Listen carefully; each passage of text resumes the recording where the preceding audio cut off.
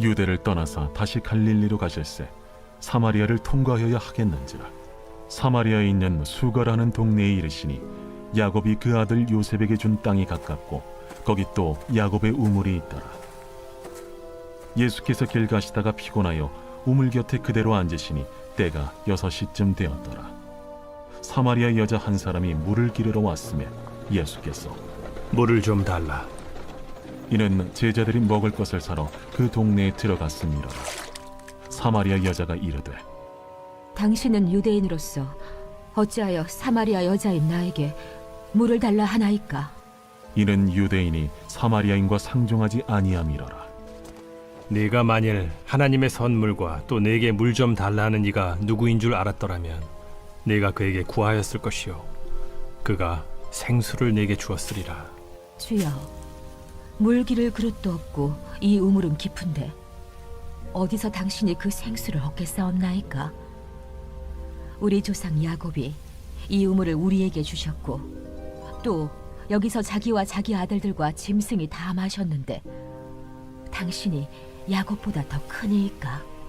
이 물을 마시는 자마다 다시 목마르려니와 내가 주는 물을 마시는 자는 영원히 목마르지 아니하리니 내가 주는 물은 그 속에서 영생하도록 솟아나는 샘물이 되리라.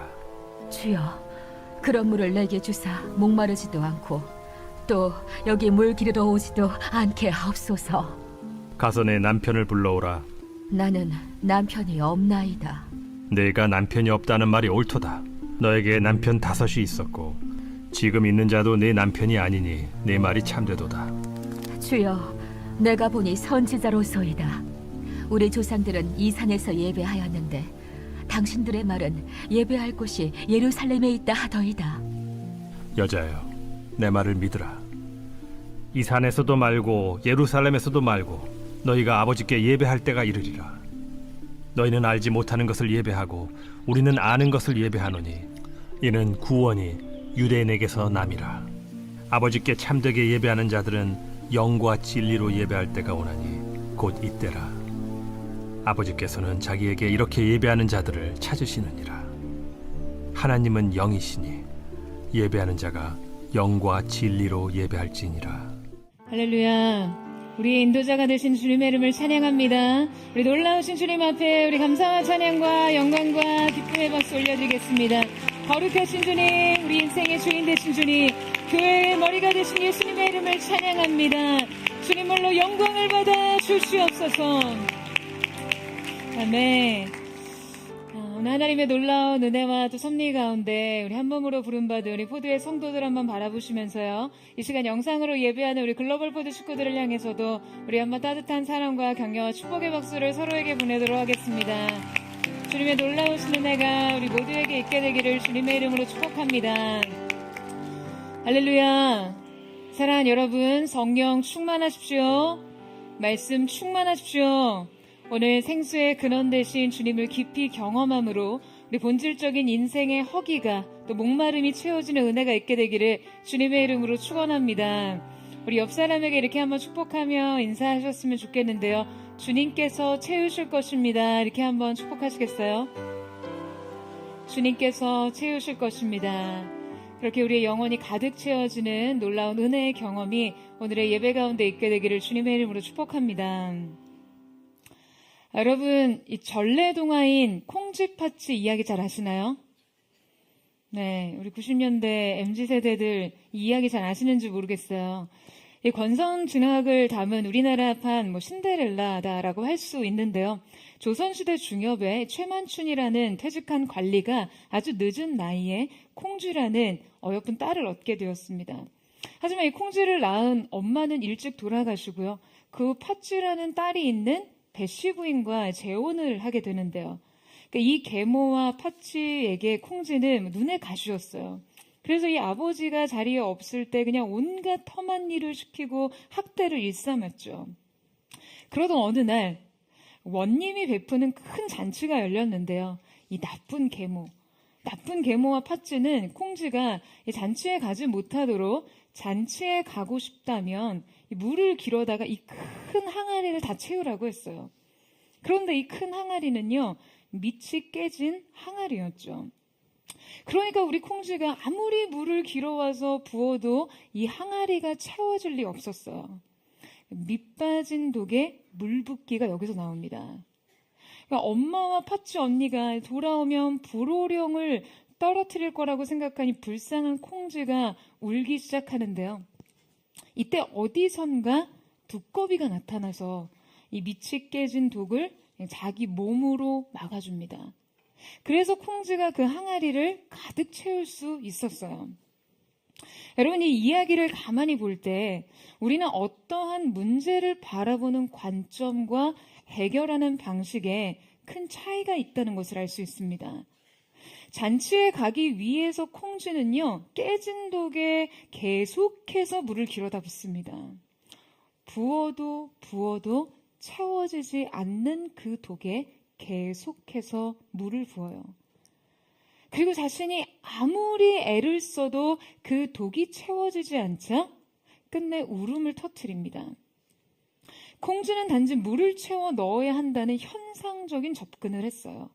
겉으로 드러난 문제를 해결하는 것에 초점을 맞췄다는 것이죠. 그런데 이때 두꺼비가 나와서 전혀 다른 방식으로 문제를 해결합니다. 두꺼비는요, 독에 물을 채워 넣는 이 문제의 핵심은 지금 밑 빠진 독에 있다라는 생각을 해서 몸을 던져 깨어진 곳을 막은 뒤에 물을 채워 넣는 본질적 접근을 합니다. 여러분, 우리는 저마다 이 밑 빠진 독 하나씩을 품고 살아갑니다. 그 텅 비어있는 깊은 항아리를 가득 채우기 위해서 애쓰고 노력하며 살아가죠. 그러나 절대 채워지지 않고 채울 수 없는 인생의 문제를 직면하고는 좌절합니다. 여러분, 깨진 독을 메우지 않고는요, 결코 그 항아리에 물을 채울 수 없습니다. 본질은 그 깨진 독을 메우는 것이죠. 오늘 본문 속의 한 여인도 구멍난 듯 채워지지 않는 그 인생의 목마름과 허기를 안고 살다가 이 깨어진 독이 메워지는 한 날을 맞이하게 됩니다. 오늘 말씀은 많은 사람들에게 익히 알려진 본문인데요. 바로 우물가의 여인에게 찾아와 물을 구하는 예수님의 이야기 말이죠. 이 성경에 등장하는 대화 중에 예수님과 진리에 대해서 가장 긴 대화를 나눈 여인이 바로 수가성 여인이었어요. 그러나 막상 이 대화를 이해하기 위해서는 당시의 배경과 역사로부터 비롯된 이 맥락적인 이해가 필요합니다. 그 맥락을 이해하지 않으면 이 대화의 핵심과 본의를 파악할 수 없어요. 그래서 우리에게 잘 알려진 이 본문을 거시적으로 보고 이 사건의 맥락적 이해를 통해서 지금 성경이 전하고자 하는 진짜 메시지가 무엇인지를 깊이 묵상해 보고자 하는데요. 자, 오늘 함께 읽은 말씀의 바로 전장에 보면요, 한 인물이 등장합니다. 바로 3장의 주요 인물 니고데모입니다. 그리고 4장에 이르러서는 수가성 여인이 등장하죠. 그런데 이 요한복음의 흐름과 구성을 쫓아가서 니고데모와 수가성 여인을 하나의 맥락 안에서 이해를 하다 보면요, 지금 수가성 여인의 말씀을 독립적으로 살펴볼 때와 다른 의미를 발견하게 됩니다. 이 두 인물이 말씀 속에서 매우 극명하게 대조되고 있는데요. 오늘 말씀을 준비하면서 성경에 연이어 등장하는 두 인물의 대비가 굉장히 의미심장하게 다가왔어요. 이 두 인물의 대조가 진리를 드러내기 위해서 매우 의도적인 장치로 쓰이고 있다는 것을 파악할 수 있습니다. 오늘 우리는 수가성 여인을 중심으로 이 니고데모와 그녀를 비교 대조해 가면서 지금 성경이 우리에게 전하고자 하는 깊은 의미를 묵상하려고 합니다. 자, 먼저 오늘의 사건의 배경을 살펴보려고 하는데요. 자, 3절에서 6절 말씀을 같이 한번 읽어보도록 하겠습니다. 3절에서 6절 말씀 시작. 유대를 떠나사 다시 갈릴리로 가실새 사마리아를 통과하여야 하겠는지라. 사마리아에 있는 수가라는 동네에 이르시니 야곱이 그 아들 요셉에게 준 땅이 가깝고 거기 또 야곱의 우물이 있더라. 예수께서 길 가시다가 피곤하여 우물 곁에 그대로 앉으시니 때가 6시쯤 되었더라. 자, 여러분, 오늘 이 말씀에 사마리아라는 특수한 지역적 배경이 등장하죠. 사마리아를 통과하여야 하겠는지라 라는 말씀을 통해서 지금 예수님께서 유대에서 갈릴리로 가는 수많은 통행로 중에서요, 지금 유독 이 사마리아 지역을 통과하시는데 어떤 강한 의지를 갖고 계셨다는 것을 알 수 있습니다. 자, 우리가 익히 잘 알다시피 유대인과 사마리아인들 사이에는요, 매우 골 깊은 갈등이 있었어요. 자, 이 갈등은 사실 매우 오랜 역사적 배경이 존재하는데요. 아수르가 북이스라엘을 점령할 당시 인종과 종교 혼합 정책을 펼쳤습니다. 그래서 아수르의 이주민들과 그 지역의 유대인들을 혼인시키면서 이방인들과의 혼혈이 발생하게 됐죠. 자, 그들이 바로 사마리아인이었습니다. 그러니까 선민사상이 매우 강했던 이 유대인들은요, 혈통의 순수성을 상실한 사마리아인들을 용납할 수 없었고요. 그렇기 때문에 그들이 이 유대 민족에게 있어서 굉장한 경멸과 혐오의 대상이 되었어요. 그러니까 사마리아인들을 아주 철저하게 상종하지 않는 것이 유대인들에게는 민족적 자존심이었습니다. 그래서 그들은 심지어 남쪽 유다, 이 유대 지역에서 북쪽 갈릴리 지역으로 이동할 때 사마리아 지역을 통과하는 것이 최단 거리임에도 불구하고 요단강을 건너서 이 베레아 지방으로 먼 길을 돌아서 가곤 했습니다. 그런데 바로 이 증오와 멸시의 땅을 예수님은 매우 의지적이고 자발적으로 통과하시겠다는 거죠. 이 의지는 굉장히 분명한 목적의식에서 비롯된 것임을 알 수 있습니다. 그 목적은 바로 한 영혼의 구원으로 향해 있었는데요.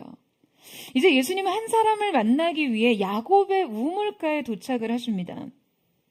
여러분, 말씀 준비하면서요, 이 우물 곁에 앉아 한 사람을 기다리고 계시는 그 예수님을 묵상하는데요. 이 우물 곁에 앉아 계신 주님을 생각하니 얼마나 큰 감동이 찾아오던지요. 여러분, 이 우물은 그 자체로 주님이 누구이신지를 드러내는 굉장히 중요한 도구입니다. 자신의 생명의 물로 비유하셨던 것처럼 이 우물은 예수님 자신에 대한 상징이 될 수 있습니다. 여러분, 그러니까 지금 우물 곁에 누가 앉아 계신다고요? 우물 곁에 인간 우물이 앉아 계십니다. 아니, 우물과 비교할 수 없는 영원한 생명의 샘 근원이 앉아 계세요. 여러분, 그렇다면 우물은 어떠한 의미입니까? 여러분, 당시 우물이란 유대 사회의 최고의 자산을 의미해요. 그러니까 극심한 물 부족 지역에서요, 이 우물은 개인과 공동체의 필수적인 생존 조건이었어요. 그래서 유대 사회는 바로 이 우물을 중심으로 민족과 나라가 일어났고, 도시가 형성되고, 전쟁이 일어났고, 빈부의 격차가 발생했습니다. 뿐만 아니라 이 우물이 마을의 중심이었기 때문에요, 이 우물을 중심으로 사람들이 매일 모여들고 이 교류를 통해 사회적인 관계가 형성되었죠. 우물은 당시 중동 지역에 있어서 가장 필수적이고 가장 결정적인 삶의 인프라였습니다. 그러니까 그들에게는 없어서는 안 될 삶의 절대적인 존재인 이 우물이 바로 예수님의 존재를 드러내고 있어요. 그러나 예수님은 이 우물을 빗대서 자신을 드러내시는 것과 동시에 이 우물과 자신을 차별하시면서 더욱 자신의 존재를 우리에게 계시하십니다. 우물과 예수님의 차별성은 바로 이 우물의 한계에 있습니다. 여러분, 우물은 인간에게요, 생존의 조건이 되면서 동시에 노동의 반복과 어떤 속박의 상징이 되기도 하죠. 여러분, 왜 그럴까요? 여러분, 우물에서 한번 물 길어서 마시고 나면 그것이 영원합니까? 아니죠. 당시 유대사회는 이 우물에서 물을 얻기 위해서 매일 일정한 시간과 노력을 들여야 했습니다. 이 유대 사회에서는요, 주로 여성이 이 노동을 감당했어요. 그러니까 이 규정된 일상은 여성에게는 매일 반복된 노동으로 그냥 그들을 완전히 속박할 수밖에 없었죠. 예수님께서는 이 우물의 제한성과 반복성과 거리를 두시면서 지금 이 의미의 차이를 통해 예수님이 누구이신지를 우리에게 더 명확하게 드러내고 계십니다. 바로 영원히 목마르지 않을 생명의 물이 되시는 그 생수가 되신 예수님을 계시하면서 말이에요. 여러분, 우리에게도 우리의 삶에도 각자의 우물이 있죠. 우리가 매일 끊임없이 오가는 생의 우물들이 있어요.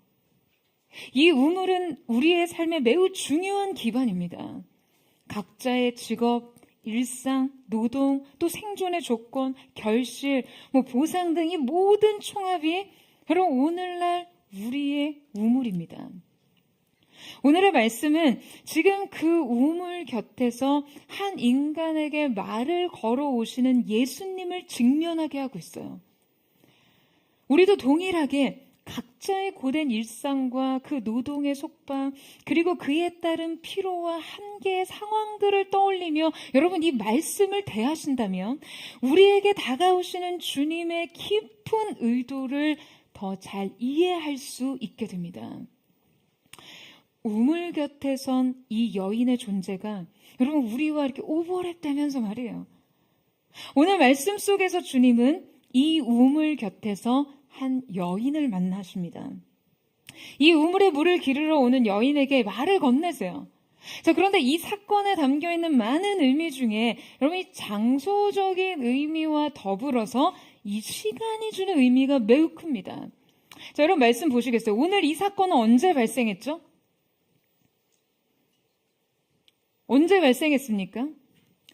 지금 성경이 정확하게 이때가 제6시라고 기록하고 있습니다. 6시에 이 우물가에 한 여인이 등장해요. 그러니까 우리가 당시 시대나 그 상황의 조건을 잘 이해한다면요. 지금 여러분 이 여인의 등장이 얼마나 의아한 상황인지 알 수 있습니다. 6시는 유대인들의 시간 셈법으로 따지면요. 정오를 의미합니다. 그러니까 유대인들은 하루 해가 떠오르는 시간을 기준으로 12시간을 나누는데요. 자, 그러니까 해가 뜨고 나서 6시간이 지난 후가 지금 이 시점이라는 거죠. 이때는 태양이 가장 높이 솟아 있고요. 해 뜬 시점 이후로 이 열기가 가장 뜨거운 절정의 때입니다. 그러니까 그때 여인이 우물에 물을 기르러 온다는 것은요. 너무나 어리석은 행동이에요.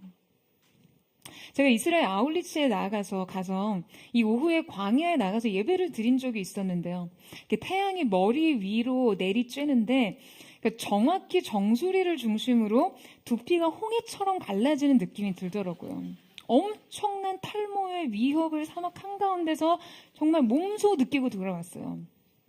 찬양을 드리는데요. 정말 하늘에서 성령의 세례가 내리는 그런 느낌이 들기 전에 먼저 이 강력한 태양열 세례가 임하는데요. 와, 여러분 이 열기가 얼마나 자극적인지 그냥 하늘에서 바늘 같은 게 내려와서 막 머리에 수십 개의 바늘이 꽂히는 듯한 통증이 있는 거예요. 못 믿으시겠어요? 근데 여러분 정말 다 그 광야의 탈모를 조심해야 된다고 다 모자를 쓰게 합니다. 그만큼 이 지역의 태양은요 너무나 치명적이어서 이 지역 사람들은 정오부터 2시의 시간까지는요 일체 외부 활동을 자제합니다. 그러니까 지금 이 정오에 맞춰서 마을에서 약 2km가 떨어져 있는 우물가로 물을 기르러 나왔다는 것은요 지금 매우 의도적으로 사람들이 절대 오지 않을 시각에 맞춰서 지금 이곳에 나왔다라는 것을 알 수 있죠. 그녀가 한낮에 이곳에 온 것은 사람들을 피해서 물을 기를 수 있는 그 한 가지 조건만을 생각한 거예요. 다른 생각은 아무것도 할 수 없이 사람들의 시선을 피하는 일이 지금 그녀에게는 절박한 문제였던 것이죠.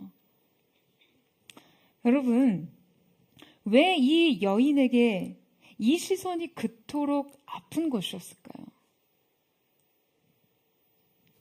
아무도 없는 시간, 그 정오의 뙤약볕에 물을 기르러 오는 것이 그냥 차라리 나은 삶이었다면 대체 여러분 그녀의 외로움과 고독이 얼마나 깊은 것인지 여러분 이해가 되십니까?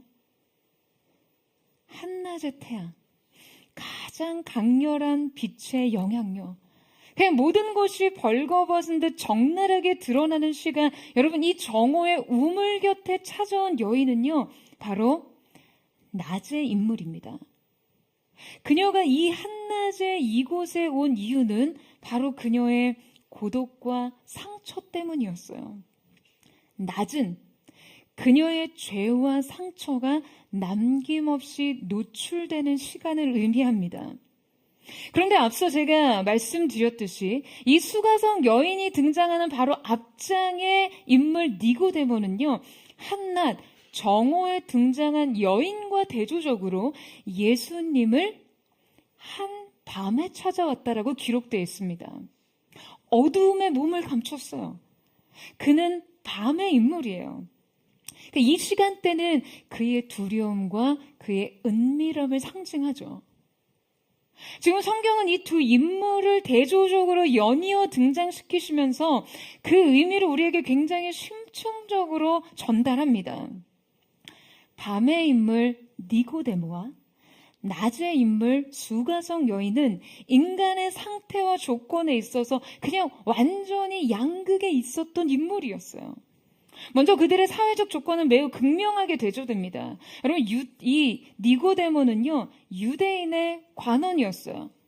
그는 유대 사회에서 명예와 권위와 부를 모두 지닌 최고의 엘리트 계층에 속한 사람이었습니다. 그러니까 유대 사회의 최고 중심부의 핵심 인물이었어요. 자, 반면에 오늘 4장에 등장한 이 여인의 사회적 지위는 여러분 어떠했습니까? 성경은 마치 그의 그 사회적 존재감을 표현하기 위해서요, 아예 그녀를 익명으로 처리합니다. 지금 여러분, 이 여인이 차지하고 있는 예수님과 이 대화의 분량을 고려하면요, 사실상 좀 이름 하나 기록해 줄 만도 한데, 지금 그녀를 익명으로 처리한 것은 매우 의도적인 것이죠. 말하자면 이름 없는 존재, 그게 그녀의 삶을 더 잘 표현한 거예요. 이 익명의 인물은 여성이었고 신분적으로도 매우 비천했고 낮은 계급의 사람이었을 뿐만 아니라 지금 도덕적으로나 윤리적으로 사람들에게 지탄을 받던 인물이었어요. 정오에 물을 기르러 나오는 사마리아 여인, 그녀의 손에 들린 물동이와 우물, 정오의 태양, 5명의 남편과 6번째 남자, 여러분 이것이요 그녀 인생의 관련 검색어들이에요. 유대 사회 중심에 있던 니고데모와 달리 이 여인은 완전히 소외되고 배척되었던 사회적 주변이었습니다. 그런데 그들이 각각 한 밤에 또 한 낮에 주님을 만납니다. 여러분, 이 시간적 장치는 어떤 의미를 부여하고 있을까요? 여러분, 이 시간대는 이 두 인물 각각의 결핍을 드러내고 있어요. 밤은 니고데모의 두려움과 은밀함을 드러내고 있고요. 낮은 그녀의 죄와 상처가 노출되고 있음을 보여줍니다. 한밤에 예수님을 찾아온 니고데모는 진리를 찾고 그 진리에 대해 갈급해하면서도 정작 자신의 신분과 체면 때문에요, 지금 이 만남을 은폐하는 모습을 보여주고 있어요. 부정할 수 없는 내적 번민을 해결하기 위해서 예수님 앞에 자발적으로 나아오고 있지만 지금 그의 신앙적인 갈등과 사회적인 두려움을 여러분 이 시간이 암시하고 있는 것이죠. 깊은 밤에 그의 두려움, 영적인 무지와 갈등을 드러냅니다. 한낮에 예수님을 만난 이 여인은 사회적인 편견과 소외, 무너지고 불완전한 관계 속에 가지고 있었던 깊은 죄와 상처를 드러내고 있어요. 사람들의 시선을 피해 한낮의 우물가로 찾은 이 여인의 그 고독과 외로움도 말이죠. 한 사람은 외적으로는 완전했지만 내적으로는 지독한 결핍이 있었고, 한 사람은 외적으로 파괴됐지만 내적으로는 갈망을 갖고 있었습니다. 완벽한 지식과 열심 속에서, 그 열심 속에서도 생명의 결핍이 있었고, 파괴적인 관계와 고립 속에서도 내적인 갈망이 있었어요. 니고데모에게는 그 많은 종교적 지식과 도덕적인 행위에도 채워지지 않는 존재적인 허기와 방황이 있었고요. 한 여인에겐 더 이상 버려지지 않고 누군가에게 수용되고 싶은 강렬한 목마름과 갈망이 있었습니다. 진정한 존재의 발견, 또 진정한 사랑과 행복에 대한 그 목마름 말이에요. 여러분, 성경은 이 극단의 두 인물을 통해 한 낮에도 한 밤에도 도무지 피할 길 없는 인간의 실존을 드러내고 있는 것입니다. 여러분, 이 두 인물은요, 인간의 조건과 상태를 지금 양극단에서 표현하고 있어요. 니고데모와 익명의 여인 말이죠. 이스라엘의 선생보다 더 높은 신분은 없었고, 지금 가늠하고 버려진 사마리아 여인보다 더 낮은 신분도 없습니다. 그런데 지금 놀랍게도 이 두 계층의 인간, 도덕적, 사회적, 종교적으로 모든 것을 갖춘 인물과 그냥 아무것도 가질 수 없는 그 인물, 아니 그냥 모든 관계에서 버려지고 모든 자격을 박탈당하고 이름마저도 지워진 인물을, 여러분 지금 복음은요 같은 지평 위에 올려뒀습니다. 무엇을 가졌든 무엇을 가지지 않든 어떠한 지위든 행위든 자격이든 복음 앞에 인간은 동일한 조건이라는 거예요. 여러분, 이것이 복음의 놀라운 인간 해석입니다. 그러니까 여러분, 우리 모두는요 지금 이 두 인물, 니고데모와 수가성 여인 사이 어딘가에 존재합니다.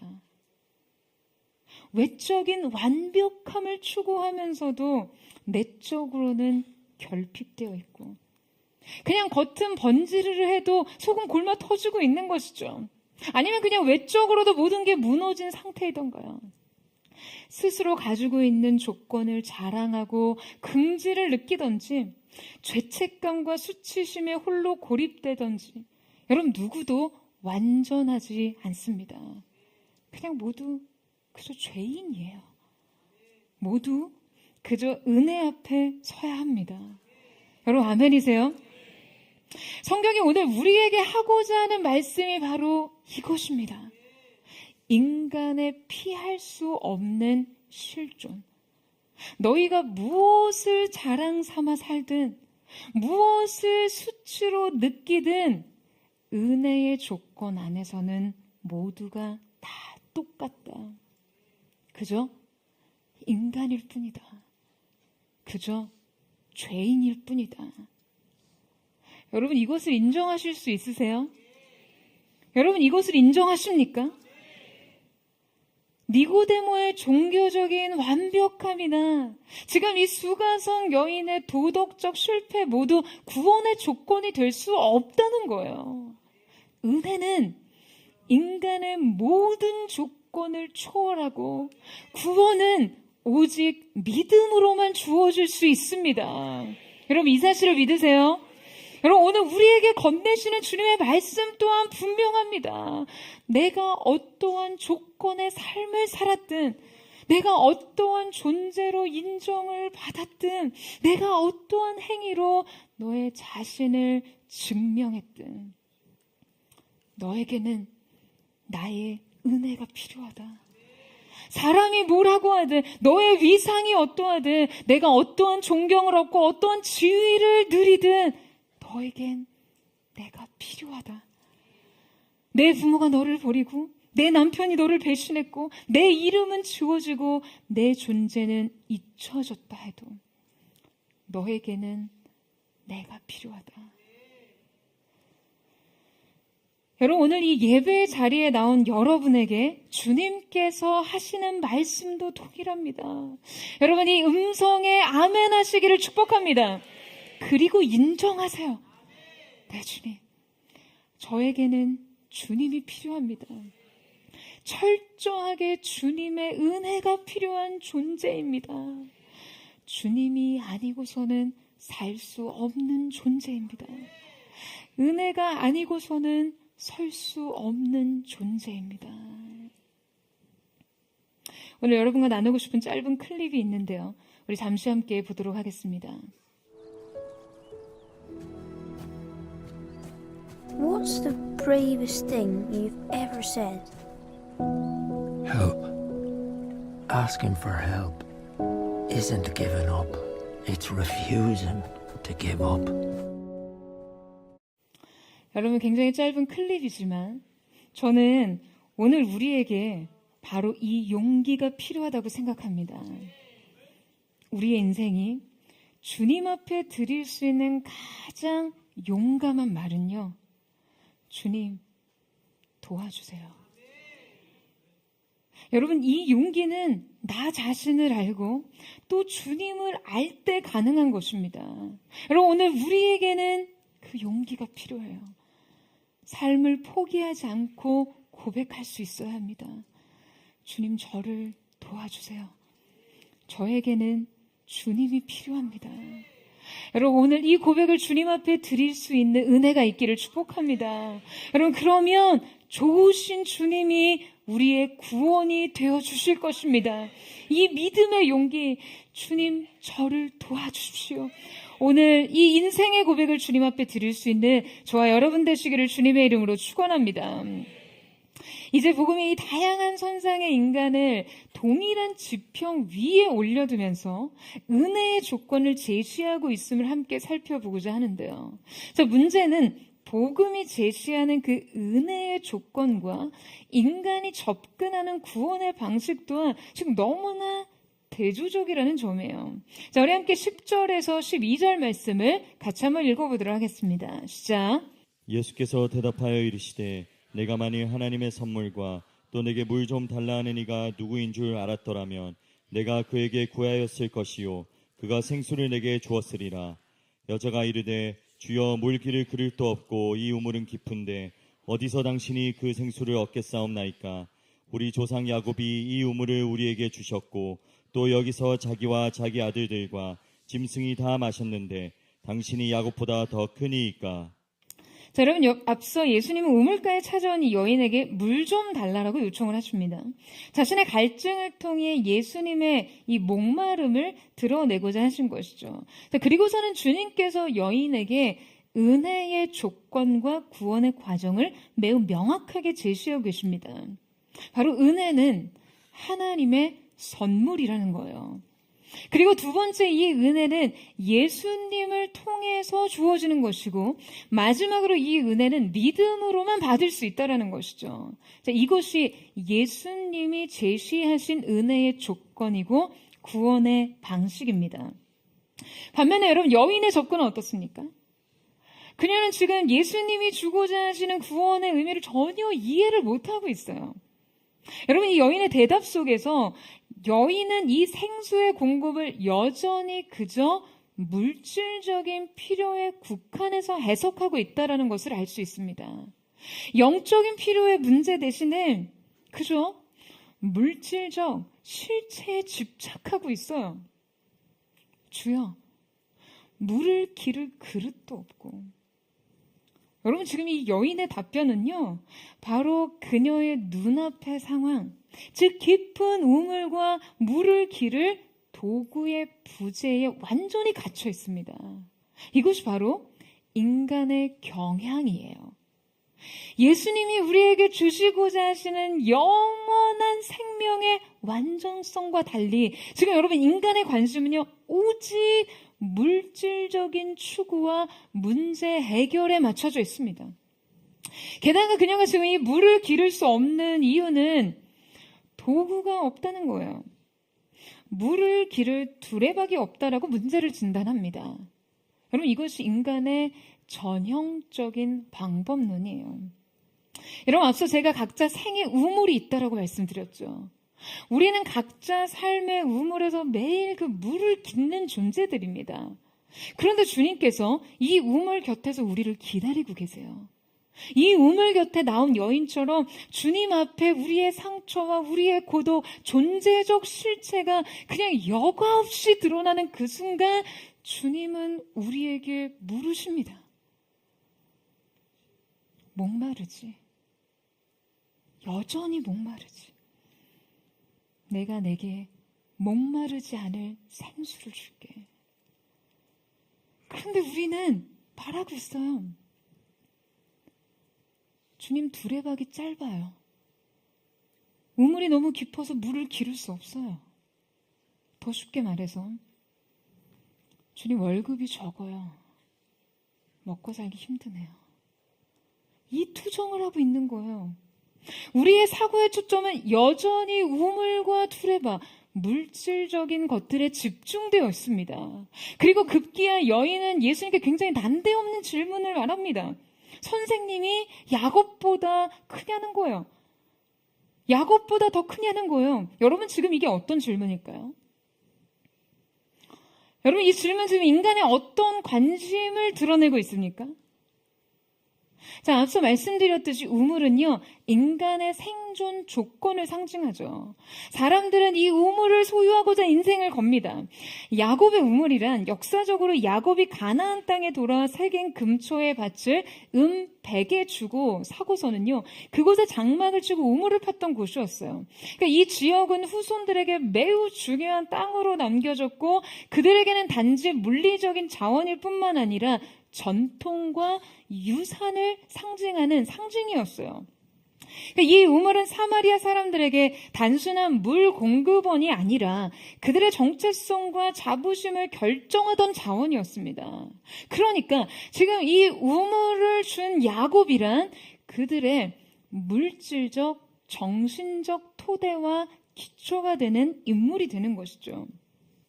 그들의 삶의 조건과 기반을 허락한 인물이에요. 그들에게 생존과 번영을 공급한 상징적인 인물인 것이죠. 자, 그러니까 지금 여인이 예수님께 당신이 야곱보다 더 크신 분이십니까? 하는 질문은요, 바로 당신이 야곱처럼 우리의 물질적인 필요를 채울 수 있는 존재로서 자신을 증명할 수 있냐라는 거예요. 여러분, 이 질문 속에서 무엇을 발견하세요? 성경은 우리에게 이 질문을 통해 인간의 매우 노골적인 관심을 드러내는 것이죠. 그녀는 반복되는 노동과 이 갈증에서 그저 벗어나고 싶었고요. 그 문제 해결을 실질적으로 지금 예수님께서 주실 수 있는지 그분 자신을 증명해 주시기를 원했습니다. 그리고 우리는 여인의 이 질문과 의도 속에서 우리의 욕구를 발견합니다. 여러분, 우리도 실은 예수님께 던지고 싶은 질문이 있었어요. 그 숨겨진 질문이 무엇입니까? 주님, 당신이 세상이 줄 수 있는 것보다 더 나은 것을 내게 주실 수 있습니까? 바로 이 질문 아닐까요? 복음이 성공보다 중요한 것입니까? 예수가 내가 그토록 가지려 한 그 인생의 가치보다 더 크신 분이십니까? 진리가 과연 번영보다 형통보다 가치 있는 것일까요? 이 땅에서 누리는 어떠한 삶보다도 더 나은 것입니까? 여러분, 우리도 매일 살아가는 우리의 삶 속에서 이 실제적인 질문에 봉착하죠. 예수가 나보다 더 중요합니까? 사명이 성공보다 더 중요합니까? 순종이 실적보다 중요해요? 예배가 지금 이 시험보다, 이 계약 성사보다 심지어 이번 주 소개팅, 이 데이트보다 중요합니까? 섬김이 돈 되는 일보다 더 중요한가요? 헌신이 내 여가보다 중요하냐고요? 내 웰빙보다도요? 여러분은 어떠신가요? 여러분에게 무엇이 중요합니까? 우리는 오늘 우리의 이 관심과 질문을 직면해 볼 필요가 있습니다. 여러분, 예수님께서 지금 이 질문에 대한 그분의 답변은 무엇이었죠? 어떠한 답변을 주십니까? 자, 13절에서 14절 보시겠어요? 예수께서 대답하여 이르시되 이 물을 마시는 자마다 다시 목마르려니와 내가 주는 물을 마시는 자는 영원히 목마르지 아니하리니 내가 주는 물은 그 속에서 영생하도록 솟아나는 샘물이 되리라. 할렐루야. 여러분, 주님은 우리의 인생의 근본적인 결핍의 문제를 건들고 계십니다. 이 우물에서 길어 올린 물로는 반드시 다시 너를 목마르게 할 거다라는 거예요. 우리가 추구하는 생의 우물에서 물을 길어 올린다 한들 그것이 우리에게 결코 지속적인 만족을 줄 수 없다라는 것을 인정하라고 하시는 거죠.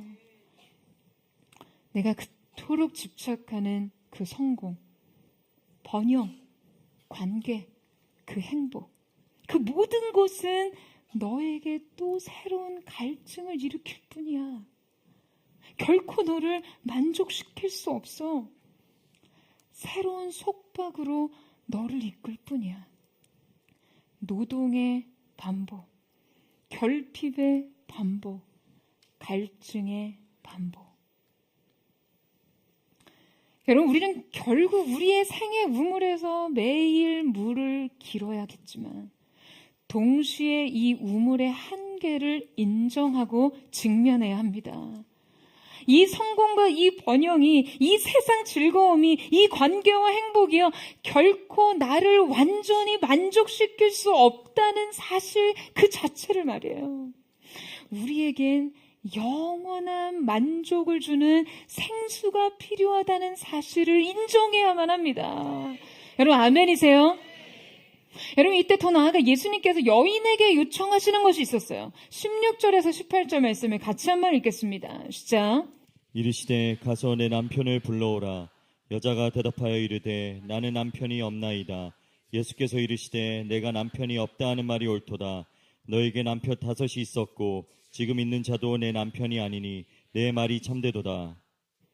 자, 여러분, 여인은 예수님의 이 남편을 불러오라는 요구에 저에게는 남편이 없습니다 라고 자신의 상황을 이렇게 간략하게 덮으려고 했어요. 자신의 파괴된 삶, 깨어진 관계의 문제를 그저 감추려는 것이죠. 그러나 주님 말씀하십니다. 너에게 5명의 남편이 있고 지금 있는 자도 내 남편이 아니니 내 말이 참되도다. 여러분, 이거 웬 말입니까? 여러분, 지금 예수님이요, 이 여인에게 팩폭을 하고 계세요. 지금 사마리아 여인의 과거는 너무나 충격적입니다. 5번의 이혼 경력을 갖고 있던 이 여인은 더욱이 현재는 혼인 외 관계와 동거를 하고 있는 상황인 것이죠. 그렇다면 5번의 이혼 경력은 당시 시대적 정황가로는 과연 어떤 과거를 말해주고 있나요? 당시 사회적 관습과 율법에 따르면요, 여러분, 이 이혼의 처리 과정은 결코 여성의 몫이 아니었습니다. 그러니까 쉽게 말해서 이유가 어쨌든 간에 5번의 이혼은 5번의 새로운 사랑에 대한 어떠한 여인의 주도적인 선택이었다라기보다는 5번의 버림받음을 의미해요. 당시 이혼은요, 남성의 결정에 의해서 가능한 것이었거든요. 여인이 결코 능동적으로 이혼을 요구할 수는 없습니다. 여인에게 심각한 어떤 결격 사유가 있을 경우 남성은 이혼 증서를 써서 줄 수 있었어요. 이혼을 주도했습니다. 그리고 이혼 후에도 새로운 결혼 생활을 계속해서 시도해야 하는 이유도 경제적인 생산 주체 자체가 남성에게 있었기 때문에 여성이 생존을 하기 위해서는 남편에게 의존할 수밖에 없었어요.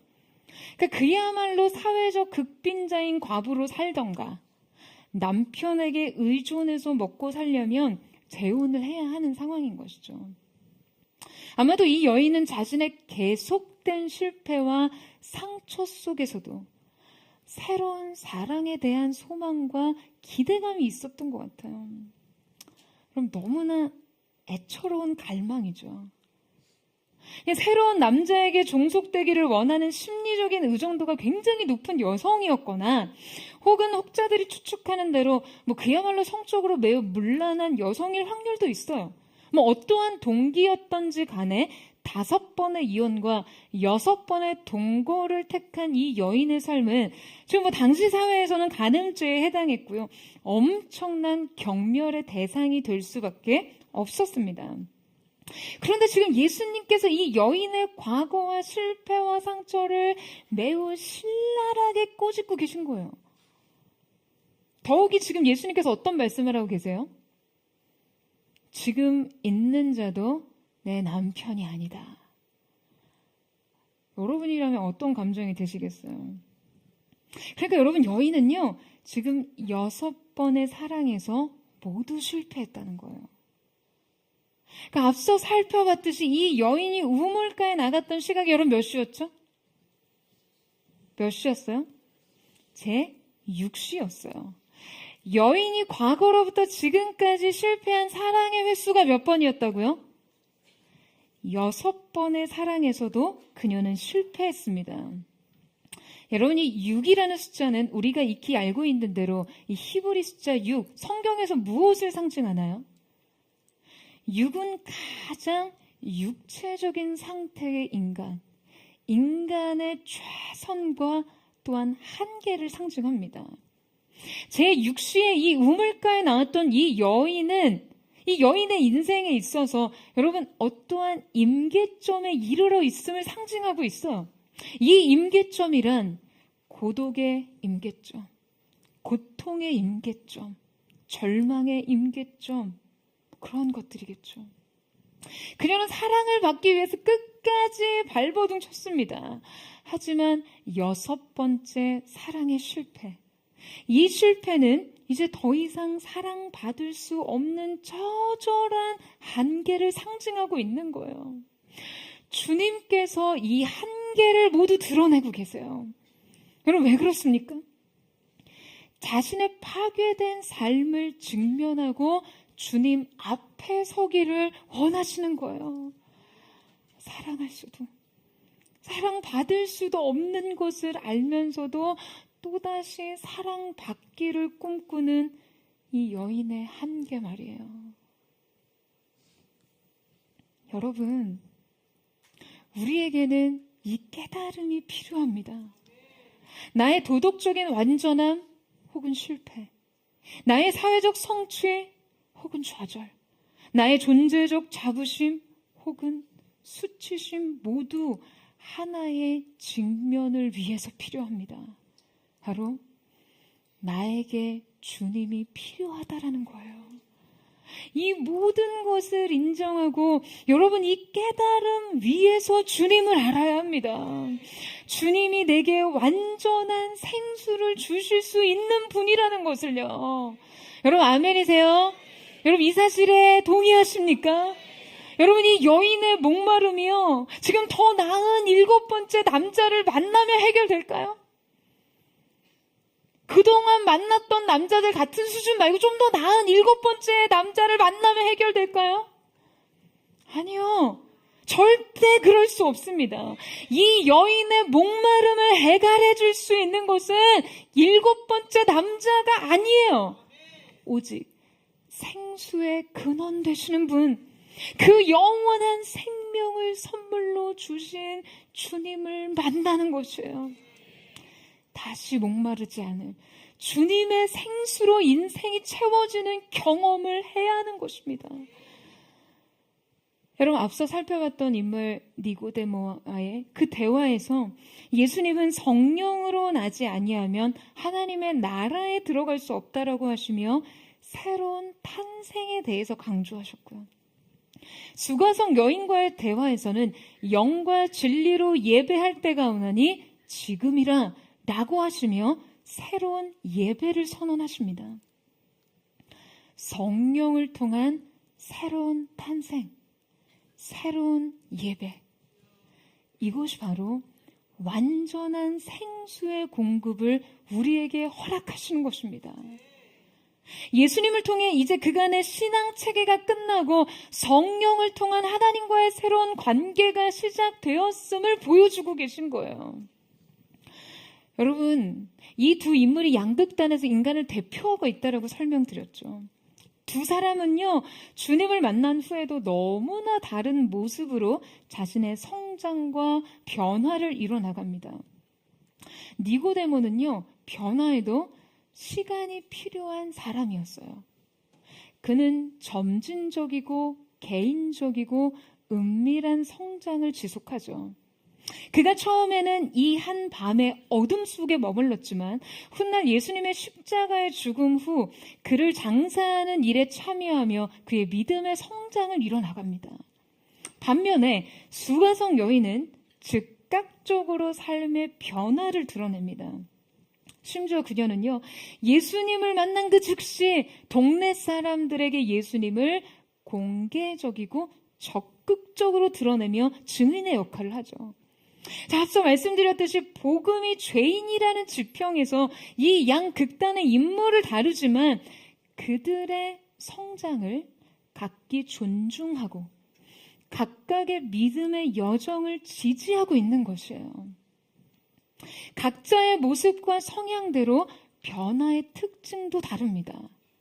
다만 모두 예수님을 향해 자라날 뿐이죠. 각자의 여정을 따라 여러분 십자가 앞에서 만나는 것이에요. 오늘 우리가 함께 읽지 않았지만 28절 말씀에 이렇게 기록되어 있어요. 여자가 물동이를 버려두고 동네로 들어가서 사람들에게 이르되 내가 행한 모든 일을 내게 말한 사람을 와서 보라. 이는 그리스도가 아니냐 하니 그들이 동네에서 나와 예수께로 오더라. 여러분, 여인의 물동이는요, 그녀의 인생의 목마름을 대변해주는 상징이었습니다.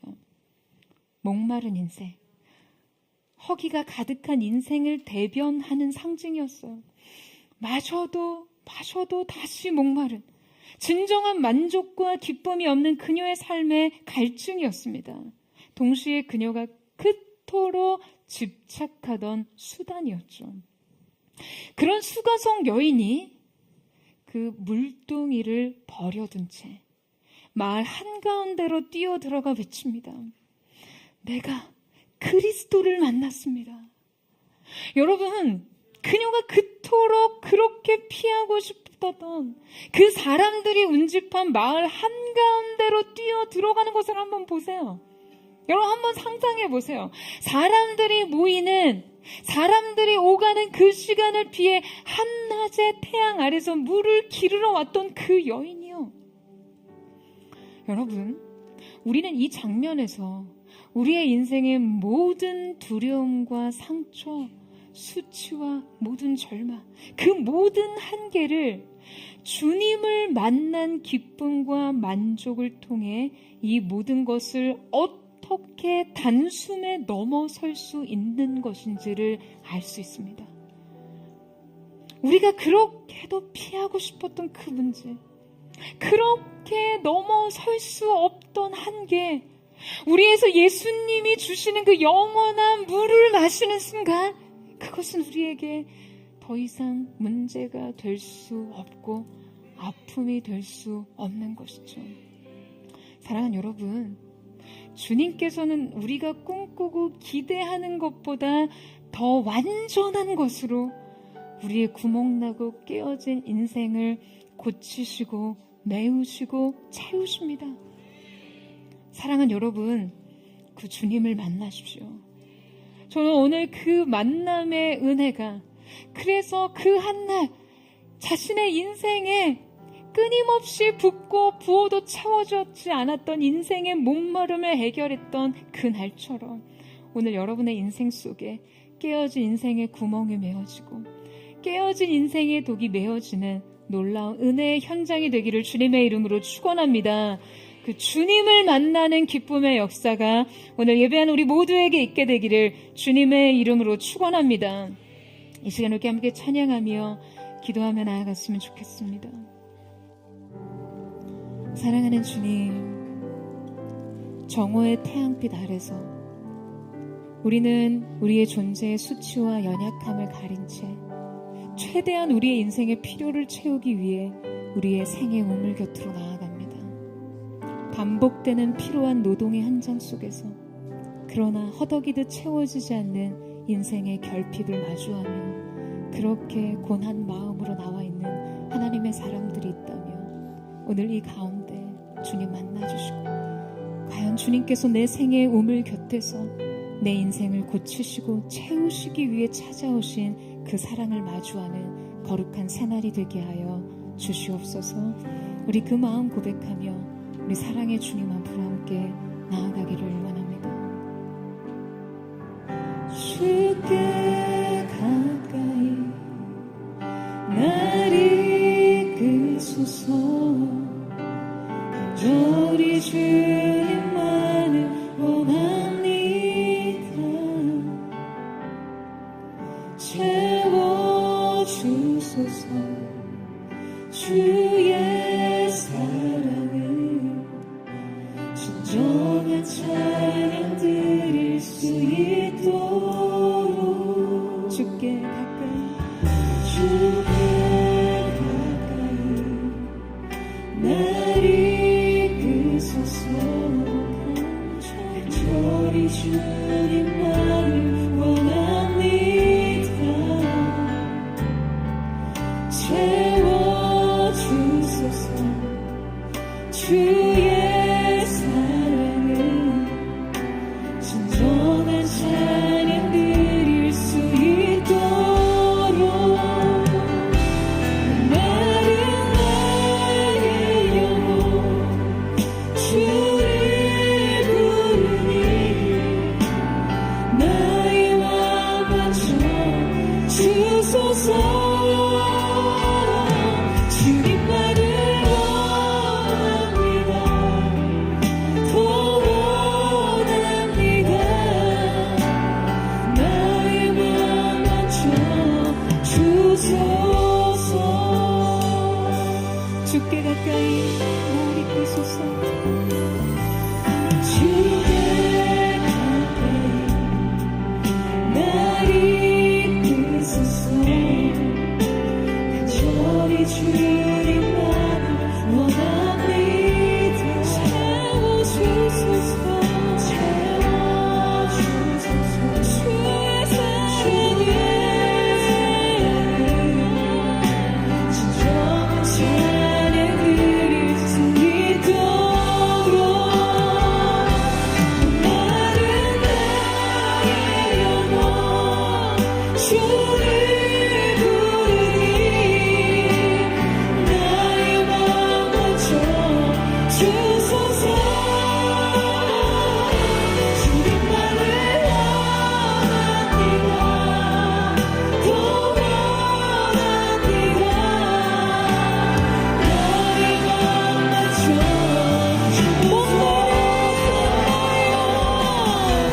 우리가 주님을 바라보며 기다립니다. 주님 오셔서 우리를 채우소서. 나의 맘 맞춰 주소서. 주님만을 원합니다. 더 원합니다. 나의 맘 생명을 그려내신 주님을 원하며 나의 영혼 주를 부르니 나의 맘 주소서. 주님만을 원합니다. 더 원합니다. 이 거룩한 손 앞에 들고 주님 나의 영혼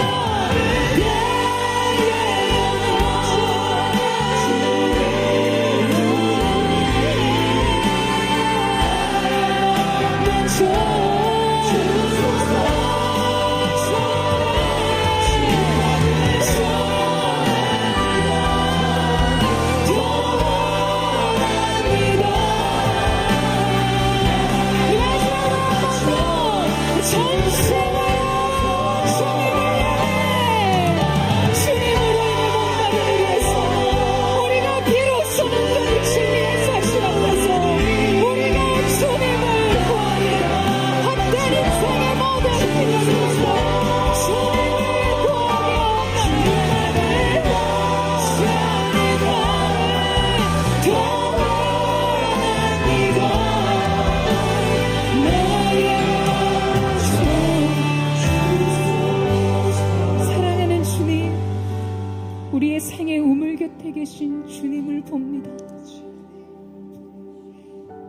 우리의 인생, 우리의 구멍난 삶을 채우기 위해 무던히 애를 썼던 지난 시간, 애쓰고 또 노력하며 어떻게든 채워보고자 했던 우리의 수고로움 앞에 주님은 우리에게 물으십니다.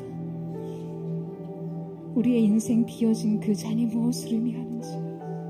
사랑하는 주님, 그럼에도 불구하고 우리는 이 사실에 직면하기보다 세상을 향해 세상의 즐거움과 세상이 내게 줄 수 있는 성취와 만족을 통해 어떻게든 구멍난 우리의 인생을 채워보고자 우리가 원하는 그 행복을 향해 미련한 시도를 계속할 때가 너무나 많았습니다.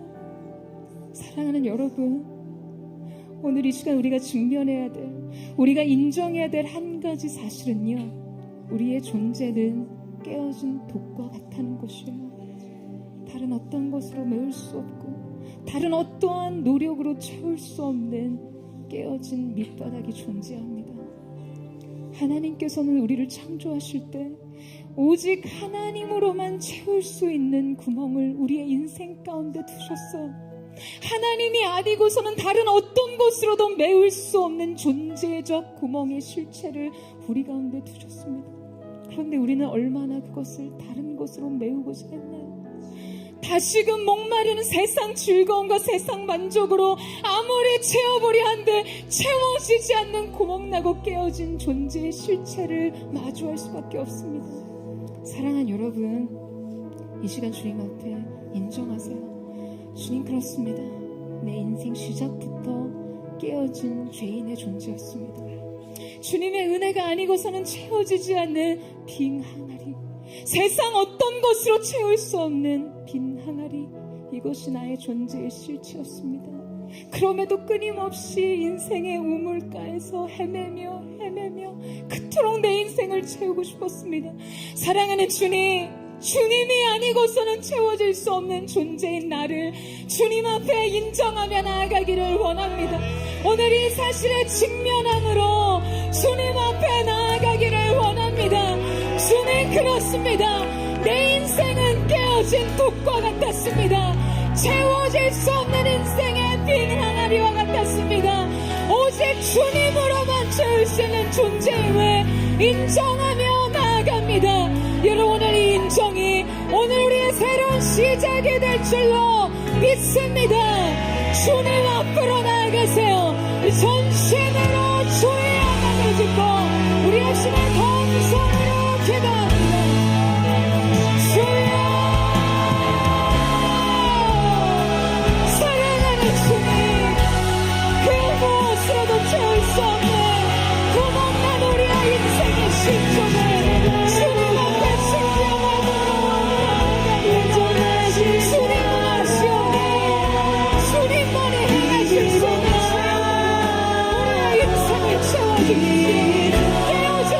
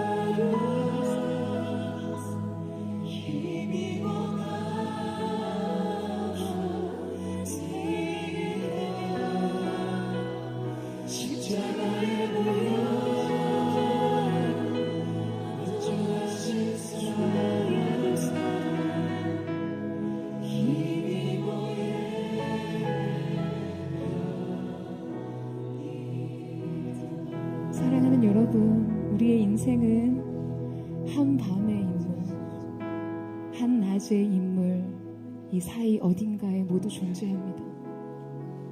외면적으로 우리의 인생은 어려울 게 없어 보여. 완벽한 조건과 인생의 성취와 이미 획득한 삶의 계층 가운데 머물러 부족할 것이 없어 보이지만 내면에 내재된 그 결핍과 내적인 방황, 진리를 향한 갈망을 감출 수 없습니다. 때로 그럴싸한 모습으로 주님 앞에 괜찮은 자의 모습으로 나와 있을지 모르나 그저 주님이 필요한 한 사람일 뿐입니다. 외적으로 다 무너지고 깨어지고 비참한 인생. 그러나 마음속에 누군가에게는 수용되고 사랑을 찾아 갈구하는 갈증을 가지고 있는 그 한 사람들. 그저 주님이 필요한 한 사람일 뿐입니다. 사랑하는 여러분, 이 시간 우리가 주님 앞에 할 수 있는 한 가지요. 주님, 도와주세요. 여러분 용기를 내세요. 그분께 구하세요. 주님, 도와주세요. 체면도 내려놓으시고요. 절망도 내려놓으시고요. 오늘 생의 우물 곁에 찾아오신 주님 앞에 용기를 내어 고백하십시오. 주님, 도와주세요. 저는 그저 주님이 필요한 죄인일 뿐입니다. 주님의 은혜가 아니고서는 살 수 없는 존재일 뿐입니다. 주님, 오늘 우리를 만나주셔서 주님으로부터 우리의 인생에 깨어진 구멍이 메워지는 것을 경험하게 하여 주시옵소서. 여러분, 인생을 목마른 여러분, 더 나은 7번째 남편이면 되겠습니까? 그것이 우리의 인생을 과연 채울 수 있다라고 생각하십니까? 더 완전한 율법과 종교적인 열심이 우리의 내적인 방황을 멈출 수 있다라고 생각하세요? 아니요, 우리는 그저 죄인으로서 주님 앞에 도와주세요 말할 수 있는 믿음의 용기를 가진 한 사람일 뿐입니다. 주님, 도와주세요. 주님, 오늘 우리를 불쌍히 여겨주십시오. 그래서 우리를 생명의 근원 대신 주님께로 인도하여 주시옵소서. 십자가가 메워주시고 고치시고 싸매어주신 우리의 인생 깨어짐이 주님 안에서 회복되는 것을 우리로 하여금 보게 하여 주시옵소서. 주님이 주신 만족이 너무나 커서 세상을 향해 갈구했던 세상 즐거움과 성공과 형통을 기꺼이 내려놓을 수 있는 한 사람이 될 수 있도록 역사하여 주시옵소서. 우리 그렇게 주님을 구하며 주여 사랑 부르짖고 우리 역시나 동성으로 기도합니다. 주여, 주여, 주여.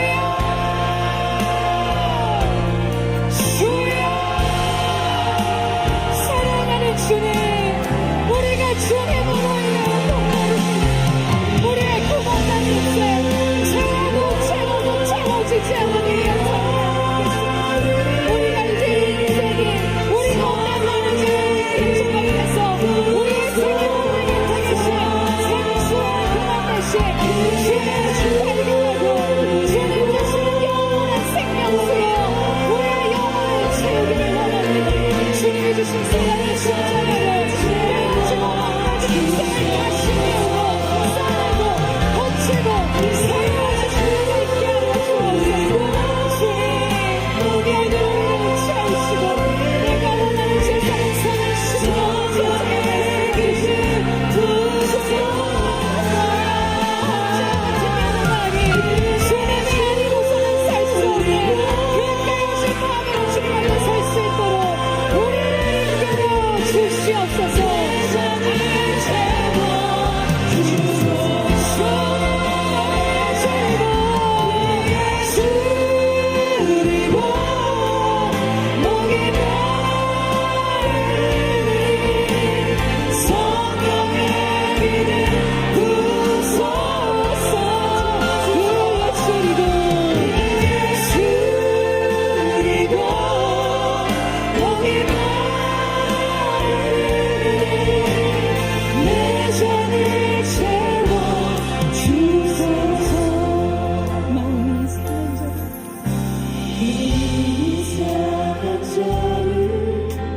고치시는 주님, 하늘의 아버지 날 주관하소서.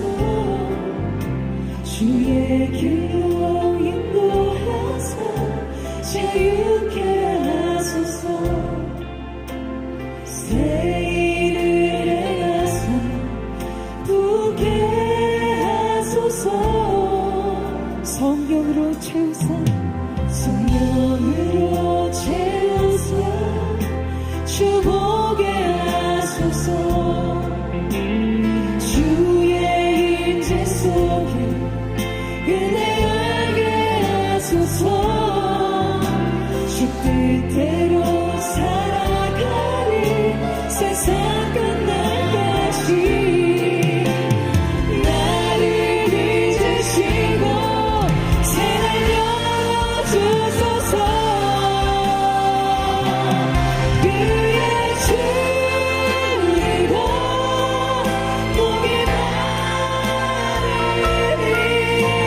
성령의 이름 부소서.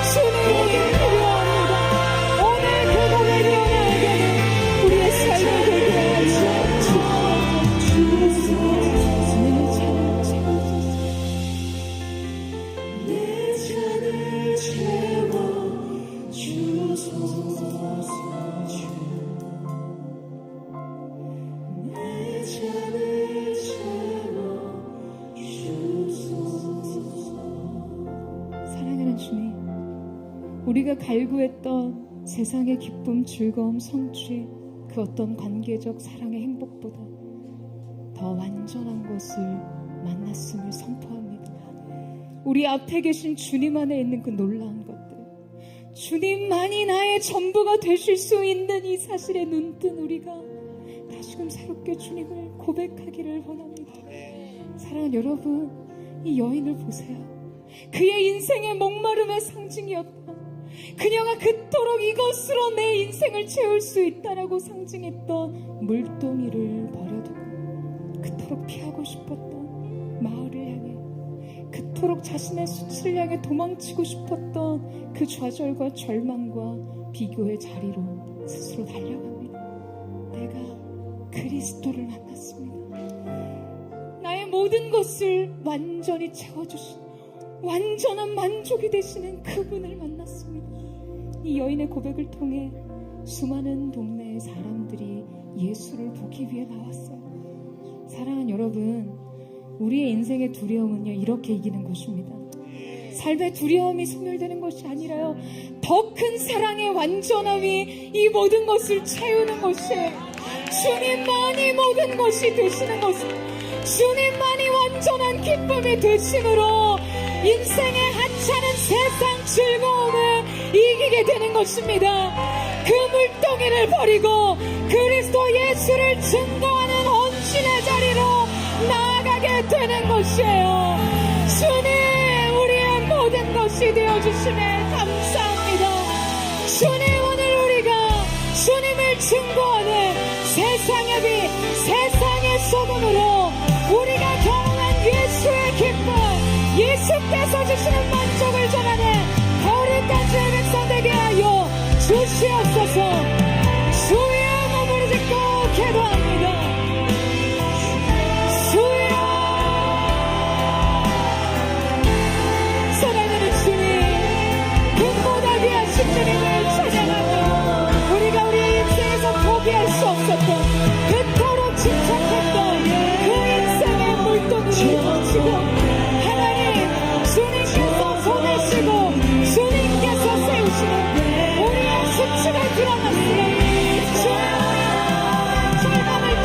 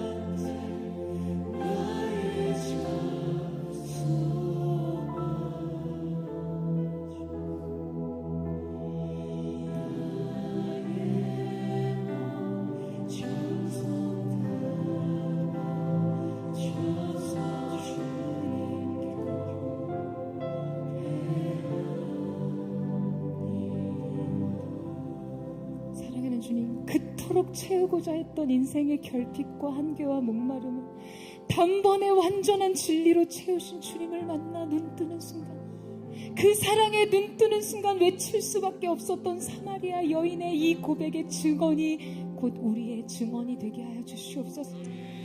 내가 그 그리스도를 만났습니다. 내가 그 그리스도를 만났습니다.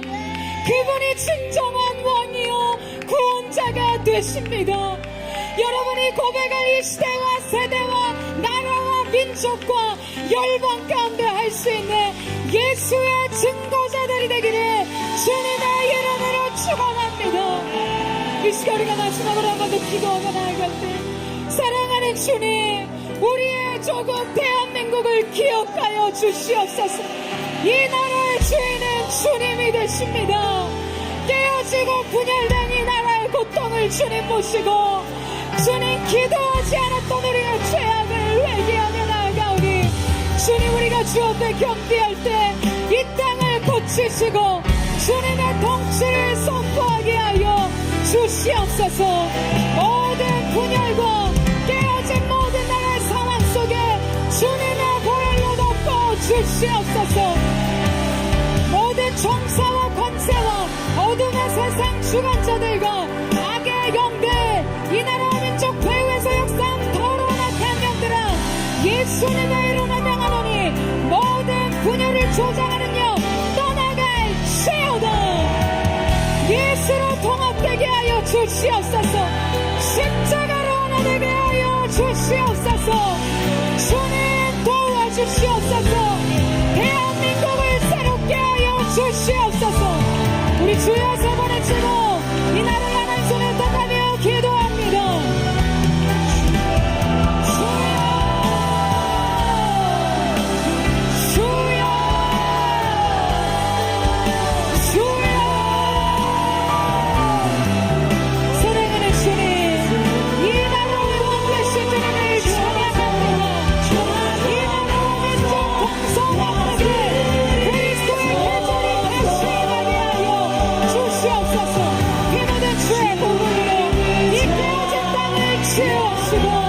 진리로 하나 되게 하시고 십자가로 세워지게 하여 주옵소서.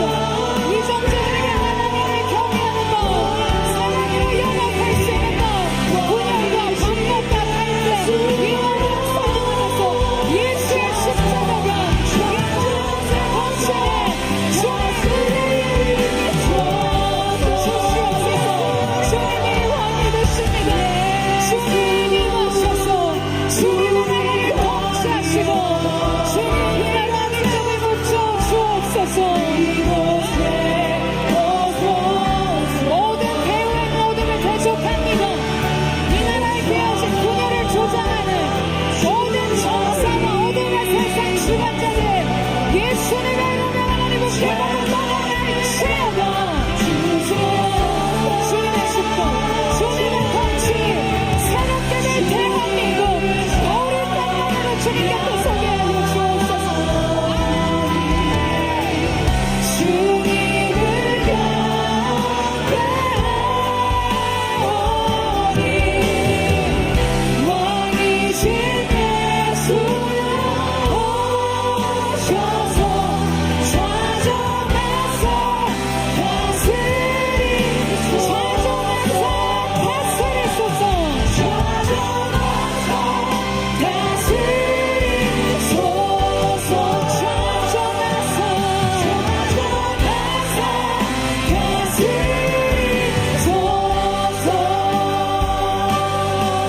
주님이 나라의 왕되심을 선포합니다. 이 나라와 민족의 주인은 예수 그리스도 되심을 선포합니다. 십자가로 하나 되게 하여 주시옵소서. 십자가로 치유하여 주시옵소서. 사랑하는 주님, 깨어진 우리의 인생과 같이 이 나라와 민족이 주님 앞에 깨어졌습니다. 주님 오셔서 십자가로 다시 하나 되게 하시고 치유될 수 없어 보이는 이 모든 상황을 주님의 진리로 봉합하시되 세우신 위정자들 가운데 주님 경외하는 마음과 사랑과 지혜를 허락하여 주시고 이 위정자들의 정사와 권세, 세상의 어두운 주관자들이 조장하며 배후에서 조종하는 더러운 사단의 괴계가 이 나라와 민족 가운데 떠나가게 하여 주시옵소서. 하나님의 나라의 질서가 회복되게 하여 주옵소서. 예수의 증거자들이 나라와 민족을 향해 외치게 하여 주옵소서. 세상의 빛으로, 세상의 소금으로 주님 깨어진 대한민국을 새롭게 하게 하여 주시옵소서. 그래서 우리의 인생을 고치신 주님을 보러 이 나라와 민족의 수많은 국민들이 주님 앞에 나와 주님의 행하심을 함께 사모하며 바라보는 거룩한 은혜의 물결이 위기를 기회로 바꾸실 하나님의 놀라운 역사와 함께 이 나라와 민족 가운데 선언되게 하여 주시옵소서. 은혜의 새날이 열려질지어다. 주님만이 하실 수 있는 일이 이 나라 대한민국 가운데 있을 것을 예수님의 이름으로 축복하며 선포합니다. 그렇게 우리의 주인 되시는 왕 되신 주님을 찬양하며 감사드리며 살아계신 예수님의 이름으로 기도드립니다.